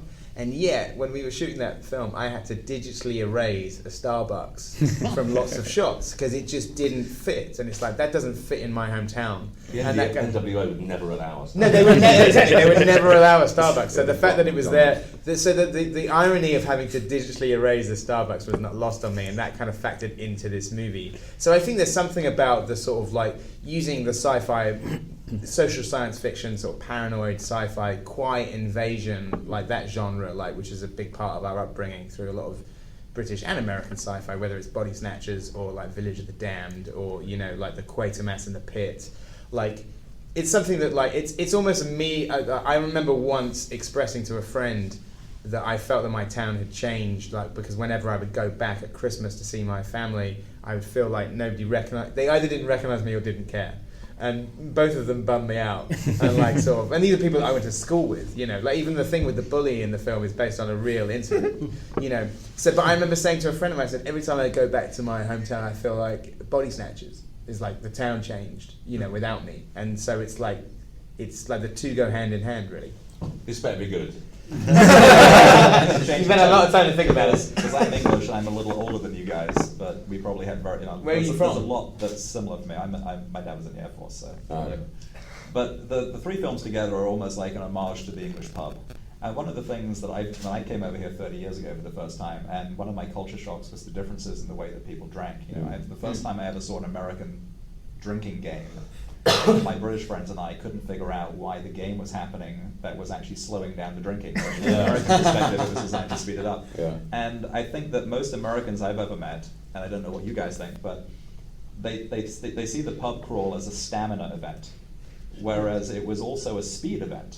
It was really a sprint because pubs close so quickly. So, if you were going to do 12 pints, you maybe only had like a 3-hour window of opportunity. Yeah. And you had to order, and you had to pee occasionally, right? Yeah. So it was, and I just wondered what your observations have been. I mean, you obviously are fans of pubs and drinking, but what your observations have been changed too culturally in terms of the hours, right? I mean, in England, they used to open from 12 until 3, and then they'd shut until 7 and open from 7 till 9:30. So you had to be quick. And now it's changed. It was now a sprint. it's changed, yeah. It's kind of all day. I think the film's like a kind of like a love-hate like letter to pubs in a way. It's like we love things about that culture and we hate things about that culture, and that's true in Shaun of the Dead because the character of Liz does not want to be in the pub every night. I think the films they're less of a homage to pubs and drinking, and more they are invariably part of them because they're British, and the pub is such a cornerstone of British cultural activity and social activity. But it's almost like the thing that was, that obviously Shaun, it becomes their fort, but in this movie we thought of it as being like an Arthurian quest. Is because also just the names are so sort of loaded with sort of significance, even if the actual bars themselves are shitty, they've always got these fancy names. So we always thought that the idea of having kind of like the bar names being like tarot cards, there's a thing which is maybe obvious, or not, is that all of the pub names are like are telling you what's going to happen in the scene, like chapters, and even some of the things that are on the signs, like in the Mermaid, you can actually see the marmalade sandwich on the sign, So we sort of have this. We wrote the story, and we knew the World's End was going to be the last one because it's a real bar. But then once we'd written the story, we went through a book of real pub names and attributed different bars to different chapters. Oh, this is this one, and this is why. So it's a really fun thing to do. So it's definitely something where it's a part of our culture that maybe the three of us have slightly left behind, but it's still something that's so part of the national psyche. You basically cannot escape it, just like Gary King cannot escape. All right. What are your thoughts on that, Brian? Well, I'm going to avoid spoilers for a little bit here. Okay. And just talk about most of the film, and then we can talk about, the ending and everything. Yeah. I really enjoyed this movie. Mm-hmm. I mean, I knew I was going to enjoy it because I'm a fan of, I think, every film Edgar Wright has done. I just really, really love his voice. And I was excited after this being August and having sat through 3 months worth of summer films now, and some I enjoyed, some I didn't, but they all, in their way, are very familiar and feel cut from the same cloth. Mm-hmm. It was really fun to watch something that was just totally different. While it still had sci-fi elements and it still had sort of an action element, it's just a whole different voice. Right. And there's just this sort of giddy, zippy fun that just carries through the whole thing that just feels refreshing. Right. And I guess we should say, the story is about these 5. It begins, there are these 5 kids, and they want to do this pub run. Right. So there's 12 pubs, and they're going to go to each one, have a beer at each place and finish what they call the Golden Mile. And they lose some people along the way, and they end up not finishing it. So you have Simon Pegg playing the lead character, who was the coolest kid in school, and cut to, 30 years later? It was 1990, I think. That was, yes. Or that was 1991. Or 23 years later or something like that. Yeah, so they've all moved on and become, gotten jobs, all the other kids, but the Simon Pegg character is wearing the same clothes. He still has the same tape cassette in the same car he had back in 1990. He has not moved on at all. And he is feeling like he needs to finish this pub run again with his friends.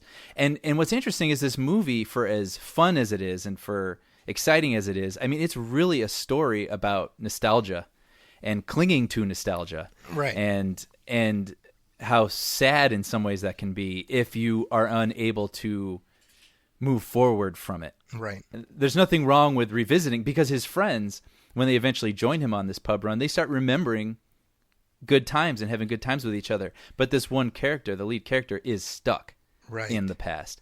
And that's what I think was so great about this movie, is it wasn't just an excuse to have these guys fight robots. I forgot there were robots in the movie. Well, you just brought that up, which I think is like, if you know nothing about that movie, as we're listening, people would be like, "Oh, okay, so it's about maturity and growing up," and you're like, "Robots?" I'm like, what? Yeah, and that's just it. I mean, that's when you see the trailer again. Edgar Wright. I know this isn't like some profound statement, but anything he makes, I'm going to watch. Right. He is just earned that. Yeah. I mean, he is such. You can feel his excitement in the movies that he makes, and so when you watch the trailer and you've got these robot/alien things with lights coming out of their eyes and mouths, I was like, oh, that looks so cool and fun. Right. I totally forgot that's what this movie was about 20 minutes in. I really did. Right. And then all of a sudden, when they go back to their town, they notice that everyone starts acting kind of weird. And again, this isn't a spoiler. This is in the trailer. They get into a tussle with a weird catatonic-like person. Right. And they realize he's a robot. And then they realize that the town is full of robots. Right. And what's so interesting about it is it you can step back and enjoy it as a fun, goofy sci-fi story, but you could also look at it as a huge metaphor about trying to go back home. Right. And no one is the way that you remember it, and everyone has fallen into something different, and you feel like the outsider. Right. And just talking about it's making me excited to watch it again. Yeah, I was actually hoping to catch it again a couple nights ago. Unfortunately, I didn't get a chance to. But it's of a piece with the other parts of the trilogy, the thematic trilogy. Yeah. Shaun of the Dead, Hot Fuzz. They call it the Cornetto trilogy, I think. Yeah. The Blood and Ice Cream trilogy. Yeah. And it's of a piece, but it also feels like an ending, even though it's not one story, right, through 3 movies, but it feels like an end. Does that make sense? What I'm saying? Oh, absolutely. Yeah. Yeah, they all do. These are different characters, of course, through each film. But yeah, these all feel like they could belong in the same universe. Right, exactly. And I guess, can we talk spoilers now? Yeah. I'll add before getting to spoilers is this. I did enjoy it. I still think Shaun of the Dead, for me, I mean, being the first one that I saw, maybe that's why I am so endeared toward it. Yeah. I feel like that one was able to pull more out of its characters and tell more of a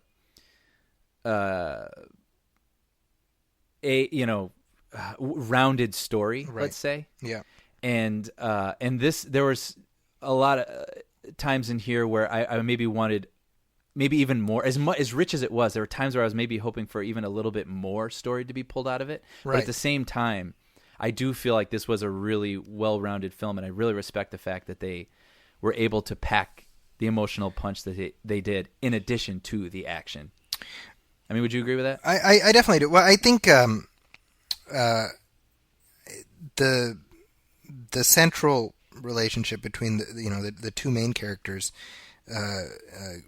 Simon Pegg, Gary, and Nick Frost. I forget his character's name, but I appreciated that it was almost an inversion of the Shaun of the Dead relationship between the 2 of them. Right. And you, again, I think it functions as a sequel in the sense that our fondness for these 2 actors together, allows us to invest more into this journey. Sure. And so the ending feels real. And I'm just gonna talk about the ending here. So. Okay. Spoiler wall. Yeah. We're going. We're going there. Hopping. We're going over the cliff. Like the Cobra Kai chasing Danny Russo. Wow. I love the fact that the title of the movie tells you how the movie ends. Yeah. Right? Yeah. It's brilliant. Yeah. Because you would not know that from the trailers. And it turns out this is another end of the world comedy, just like This Is the End from earlier this summer. Yeah. Which, by the way, is very much beholden to the Edgar Wright school of comedy.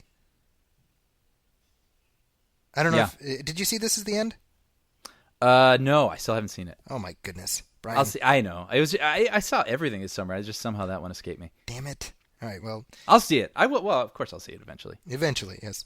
But it's one of those movies. I would say if I were to rank the three, I would go Shaun of the Dead, World's End, and Hot Fuzz. Okay, yeah. Well, I don't have it in front of me, but I feel like I say that every week. But our friend Paul Shirey, and frequent guest of the program, he put it really well, where he said he thought this was the lesser of the films, but there isn't a bad film in this series. I totally agree with that. Yeah, and I was like, yeah, I totally agree. I think I agree with that. Like, I felt like this story felt, man, it's like, I don't even want to use negative words because I don't feel negatively toward it, but it felt less complete as a story than some of the others. Right. But I didn't feel like that had anything to do with my enjoyment of the movie. Right. Like, I enjoyed this journey a lot. Yeah, I mean, I think it's a great way to close out the summer. And I know I didn't get to see Kick-Ass 2. I know I had planned to see it. Did you see that by any chance? No, I got to be honest. I'm not.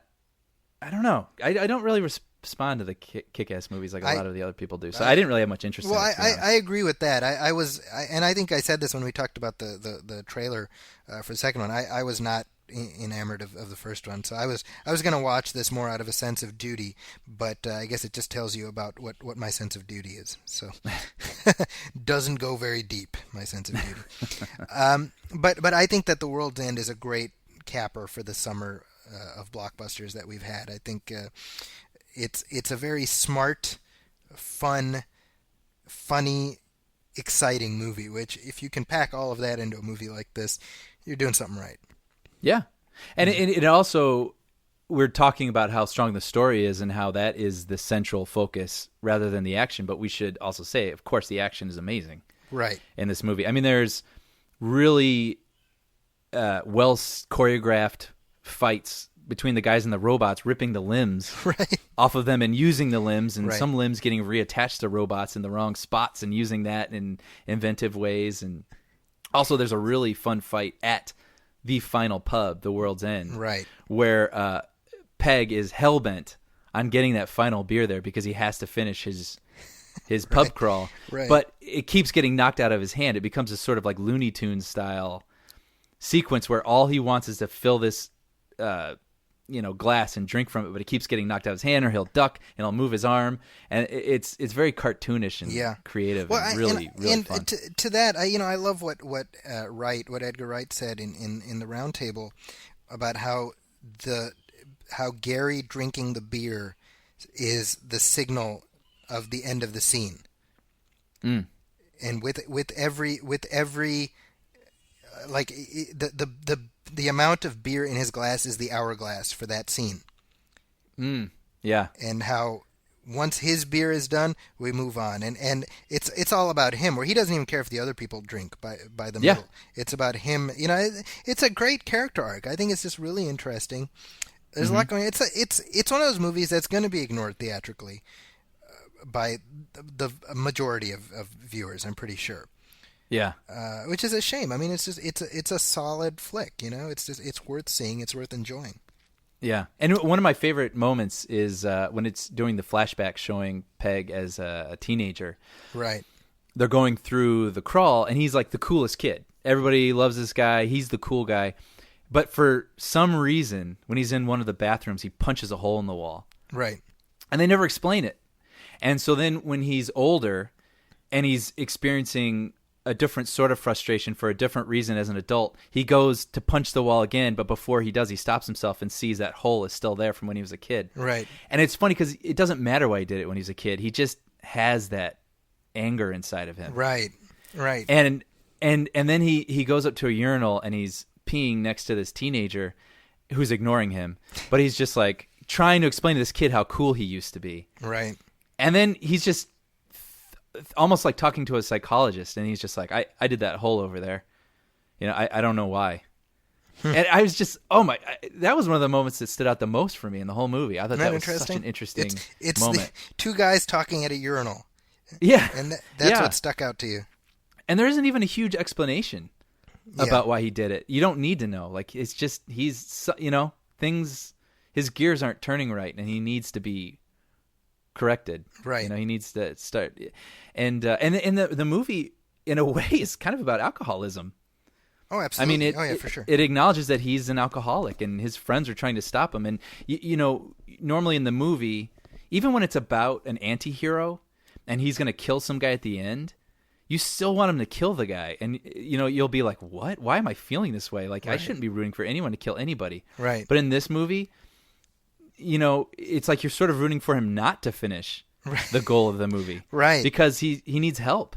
Yeah. And I thought that was really, really interesting. Well, and it's the irony is that he finds his purpose after the world has ended.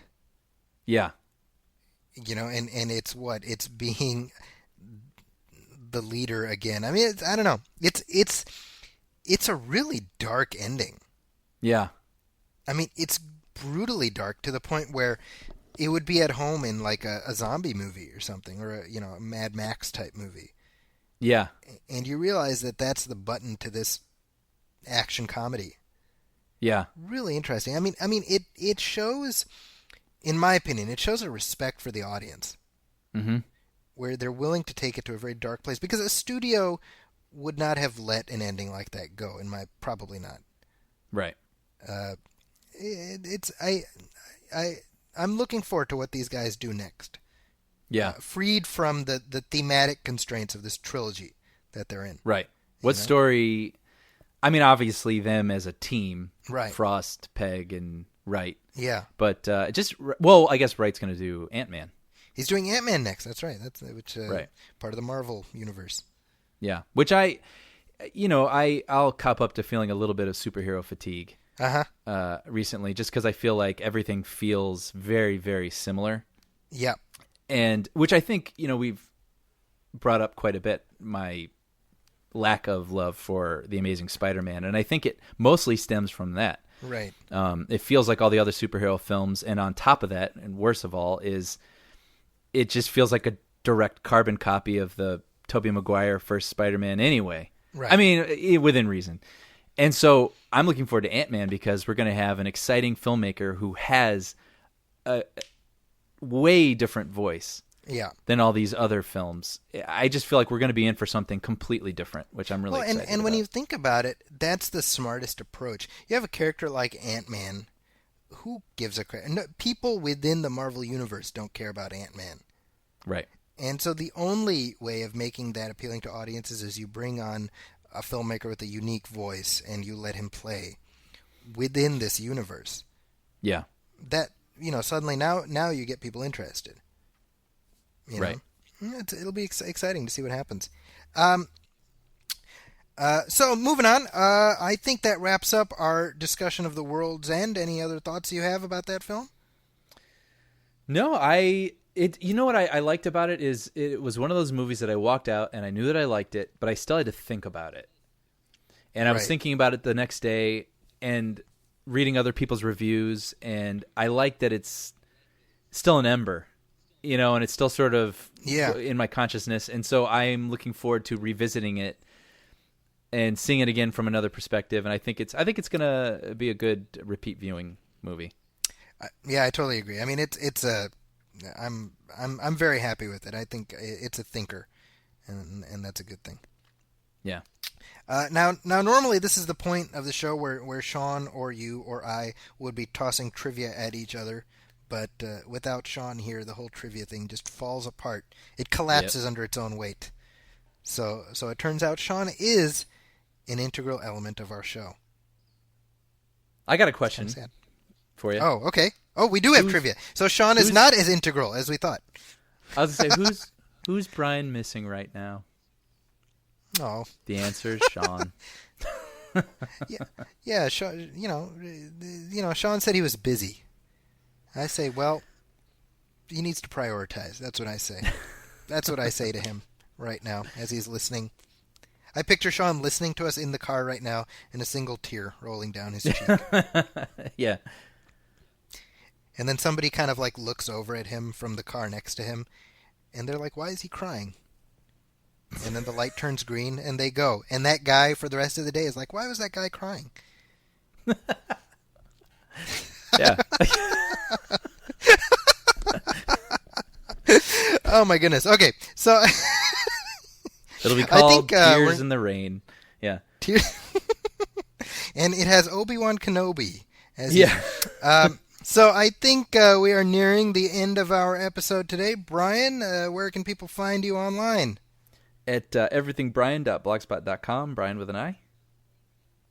And I'm assuming you've got all sorts of shiny new content for people to thrill to. Hey, if it's your first time there, it's new to you. Fair enough. I'm giving up. I'm giving up on Brian. Just like I'm giving up on life at this moment. You can find me at ZakisCorner.com. That's ZAKIS Corner.com, as well as at the Huffington Post. By the way, I want to thank everybody who checked out our show, our previous episode with the Ashton Kutcher interview. We reached a whole new plateau of listeners, which came as a shock to me and you too. I'm pretty sure, Brian. Yeah. It was exciting. It was fun. It was exciting to just see the downloads continue on, and hopefully we've given you reason to keep coming back. So I guess if you're listening to this and you're here as a result of the previous show, then you are who I am talking to right now. So thank you. You can reach us at facebook.com/moviefilmpodcast, also at the Movie Film Podcast, at moviefilmpodcast.com, also at moviefilmpodcast@gmail.com, where you can send us your questions or comments. Also, please hit up iTunes and Stitcher Radio, download the show there, rank us, write a review. Every little bit counts, every little bit helps, so please do that, and we look forward to hearing from you that way. That is another episode of the Movie Film Podcast. We will see you in 2 weeks. My name is Zaki Hassan, and on behalf of Brian Hall, well, we'll see you in 2 weeks, like I just said. Welcome, friends, it's the Movie Film Podcast. Movie Film Podcast, enjoy the show. Zach and Sean and Ryan are talking about movies.